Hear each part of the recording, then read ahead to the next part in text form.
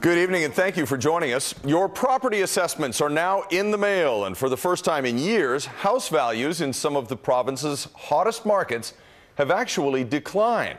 While most assessments will reflect a slight change from last year, others will come as quite a shock, reflecting a definite cooling off of the real estate market in places that were once white hot. Our coverage begins tonight with the big picture from Ted Chernecki. When it comes to big, they don't come any bigger than this. According to the 2013 BC assessments out now, this is the most valuable property in the province.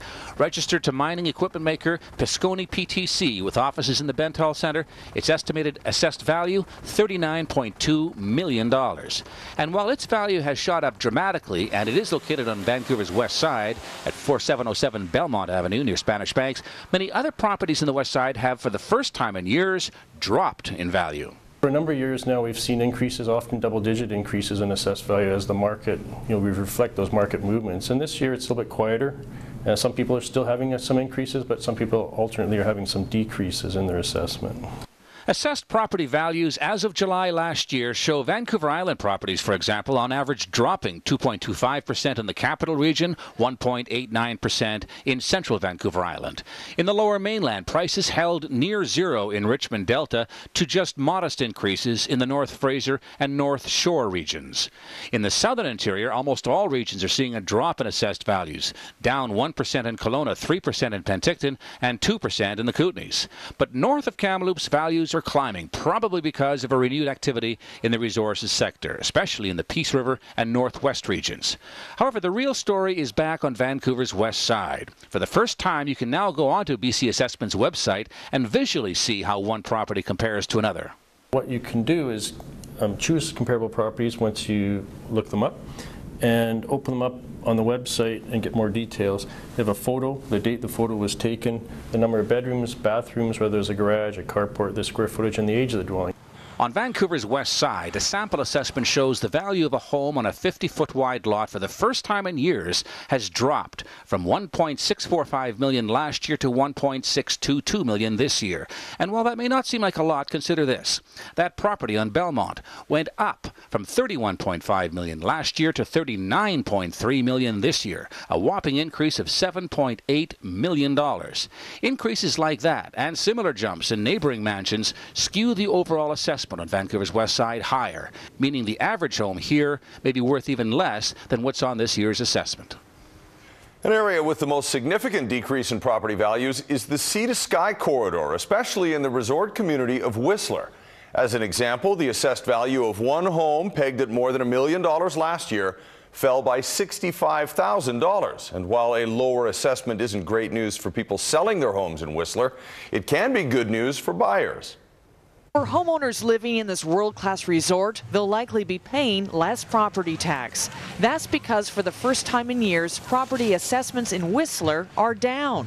Condos on average have dropped by just over 12%. Single-family homes down between 3.5% and 4%. Well, what we saw in the past 12 months is that the actual sales prices went down, and so we had more sales, so our average is still down a little bit, but that probably affected the assessments.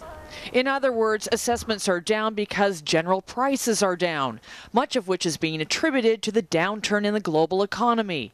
Specifically in 2008, when the U.S. economy took a nosedive. That meant fewer Americans purchasing property in Whistler. In fact, in the past year alone, only 6% of the buyers have been from the U.S. Compare that to the 38% between 2003 and 2007 when the market was hot.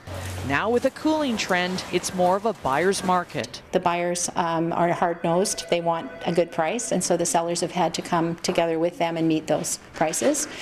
Sellers also face more competition because of the more affordable options to buy vacation property elsewhere, like in Arizona and Florida.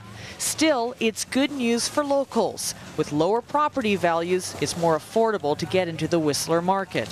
In 2007 or so, at 42% of our buyers coming from the Lower Mainland, we're close to 76% of our buyers now are coming from that lower mainland area and owning and purchasing up in Whistler. Simply because property is more affordable now. Not only is it more affordable, there's more value to that property because of all the stuff that has grown since 2010 and the legacies that's created here that we've had. And with a strong local economy and 3 phenomenal ski seasons in a row, there's a good chance there will be even more interest in the future. And on that point, with the cooling of assessed property values comes the inevitable question, is the real estate market about to take a serious tumble? The number of sales and average prices have been declining on the Lower Mainland for some time, but with an influx of tens of thousands of people every year, where space for new housing is limited, experts say the real estate fundamentals remain strong. Vancouver's real estate market has always operated at a stratospheric level. When it'll come down to more affordable levels has been a decade-long question.